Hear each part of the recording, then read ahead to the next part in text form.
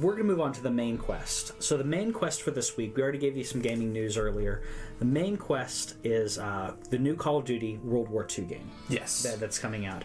And we didn't get a chance to really discuss this very much. More details have come out. Well, last week they said, we're going to talk about it next week, but they didn't actually have the details. And having heard the details, they were okay, first off, you're going to hear boots on the ground more times than you can count between now and November.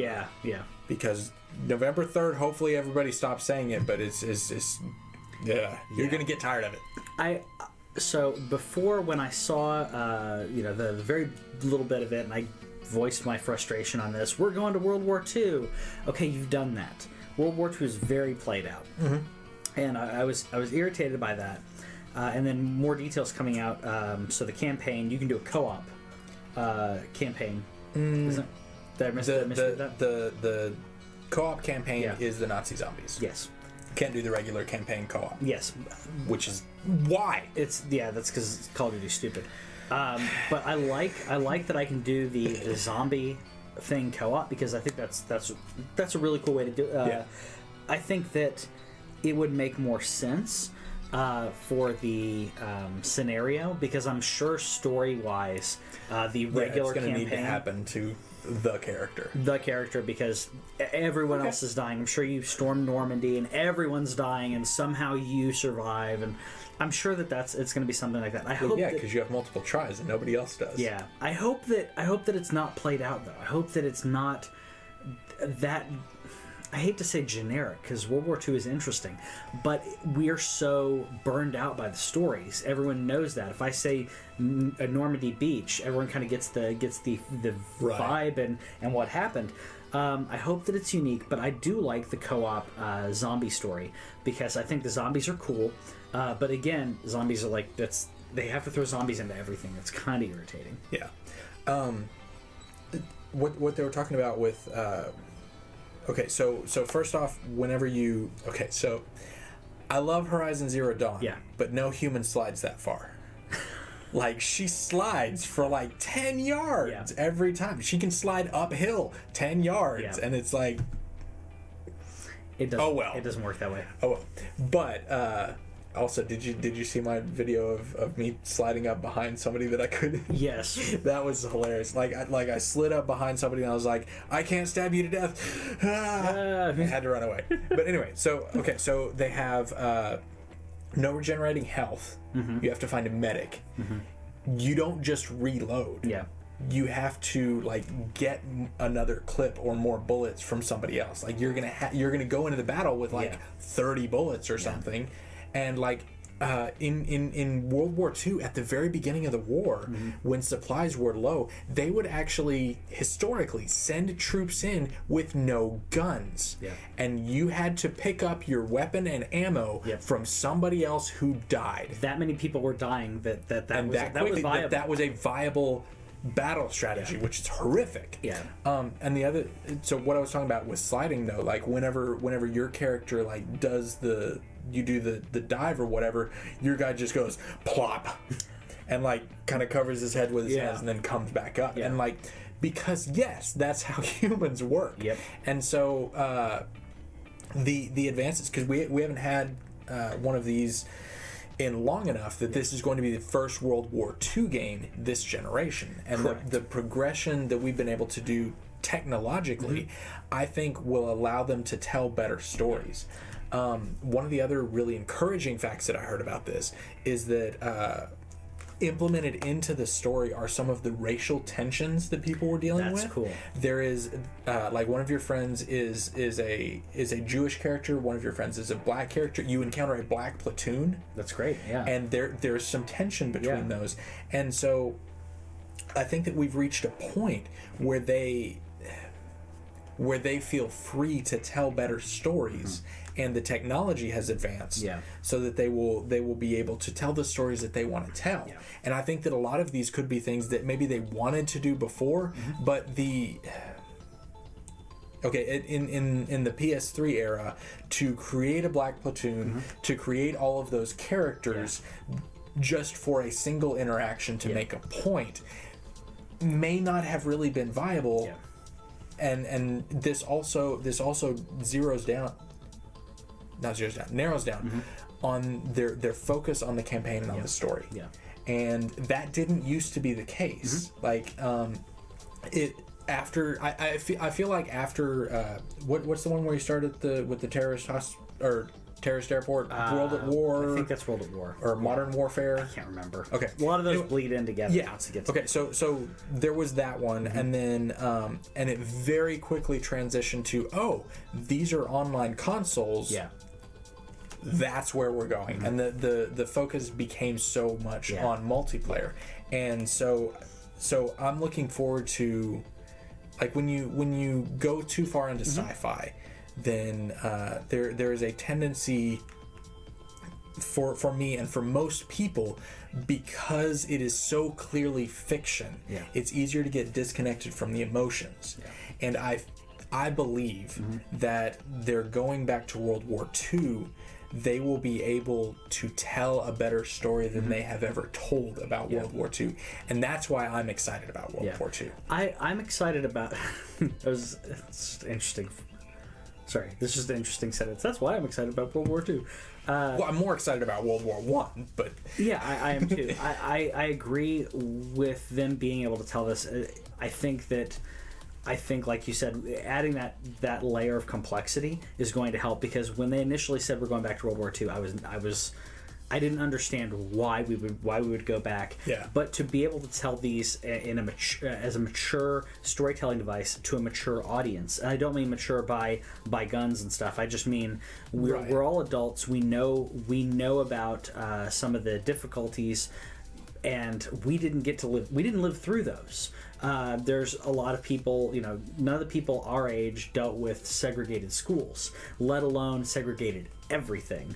I mean, to have a group of soldiers, when you had a black platoon and a non-black platoon, and they have them separated like that, and then the tensions between those when it comes to equipment. I mean, there are stories of them basically being like, I've heard stories of them meeting up going, well, why did they give you this? And the white people basically demanding, I want that equipment. Well, no.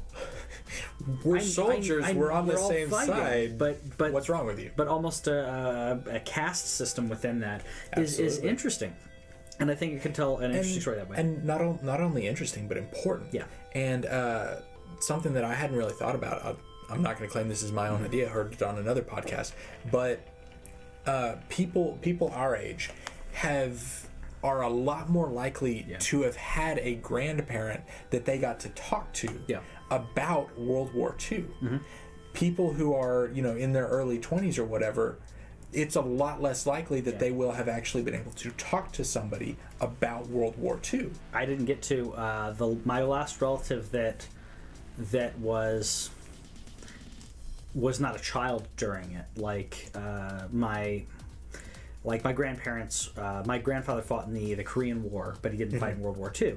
So I didn't get to hear about a lot of that, because my great grandfather and my great uncle, whatever, fought in it and died before I was old enough to talk about that. Yeah. And I would agree. It's a big conflict, and I think that that brings up a point that there are so many people alive right now, who dealt with the civil rights movement. That I was reading a thing recently that they were talking about the recency of all these conflicts. Not to get off of Call of Duty, but they were discussing that, and they were saying the first African American period to be in a desegregated school turned 62. Yeah. Yep. What? I know it's recent. I know the years, but that puts it in perspective. The numbers, that puts it in perspective. I'm like, but my realizing my mother is 62 or 63 if I'm not mistaken. To put that in perspective, I'm like, that is so close. And looking at the years when the civil rights movement happened and Martin Luther King's death and everything, like, I know the years, but it really puts it in perspective to realize that could be your mother or your grandmother. Yeah. They're that recent, and these people lived through those struggles. And to understand that this is an important part of history, and it's very recent. When certain things pop up in the news, and people are like, "Oh, we're past that." No, no, not so much. When you have people who grew up and it was still okay, all of that was still okay, and they grew up in households. And that's another thing that really hasn't been covered, because like when we went into the modern era, then it was all about Arabs and Muslims and terrorists and all this kind of stuff, and like the focus narrows down to that. When you go back, from what I remember from the World War II, is it's just the only there was no complexity to the characters. We're the good guys, they're the bad guys, and there is so much more that was going on during that time that hasn't really been explored, and I'm really interested in how that comes about. So I'm excited. And I'm looking forward to it. I hope they go into, like you were talking about, how does that come about? I hope they'll go into and I'm sure they won't, but I want to see stuff from the side of the Germans and the Italians and all that, because the idea of all the atrocities that happened and everything, and the average person up until a point was all for the regime that was going on. And then you did have, there are stories of people who, like, when they realized the scope of what was being done, the concentration camps and everything, they realized, oh crap, we're too far. But you had controlled media. And that's what I think is the interesting part of it, that I hope I would like them to go into. You had a controlled media that you couldn't talk about certain things. That's the reason that we call the Spanish flu the Spanish flu. You don't know if you know that story. Spanish flu wrecked all of Europe. But at the time, Italy and other countries, you were only allowed to put out what the government said you could put out. Right. So when journalists said we want to talk about this, they'd say no, we don't want to scare people. So then when they said, okay, well, it's happening in Spain, perfect, Spanish flu. So that's the reason it's called Spanish flu, is because of that, because of the media. And that is fascinating. It's an interesting thing. So when you have all of this and you think, oh, well, you have these concentration camps, most of the people didn't know that was going on. Most of your average soldiers and your average people, a lot of them were on the fence. Some of them thought, okay, they're getting them out of my neighborhood, but they didn't realize, it's like, getting people out of my neighborhood. It's like what is it? Camp Dignity or whatever in Venezuela. Yeah, there's the idea that people were put to hard labor. Yeah. Not so much. I mean, like this was a very rigid and controlled. Sexually, mentally, physically abusive location run by a religious, egomaniacal psychopath. And like, but if you're told that, dissenters and people get sent off, and it's difficult for people to believe that these things could happen, and so there are still many aspects of World War II that haven't been explored yet. And because of the way that Activision is putting this forward, and they're talking about the campaign, they're not talking about the multiplayer. I love that. I absolutely love that. We know that's there. Talk about this stuff, because this is the stuff that's interesting to me. So let us know in the comments your thoughts on Camp Dignity, and if you've seen Copia, there's an Emma Watson movie. I don't remember the name. I want to watch it again now that I know that it's a real life movie, because I had some serious issues with that movie, and then I was like, oh, real life.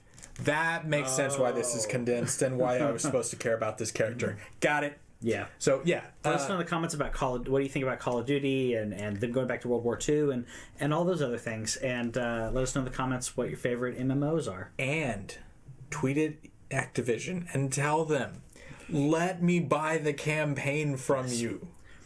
Please. I would pay a yearly subscription, $20 subscription yearly to just play the game campaigns. Absolutely. I would pay $20 for the campaign. Yeah. Why not? Every year. Then give me an option to unlock other stuff. Be perfect. Do it.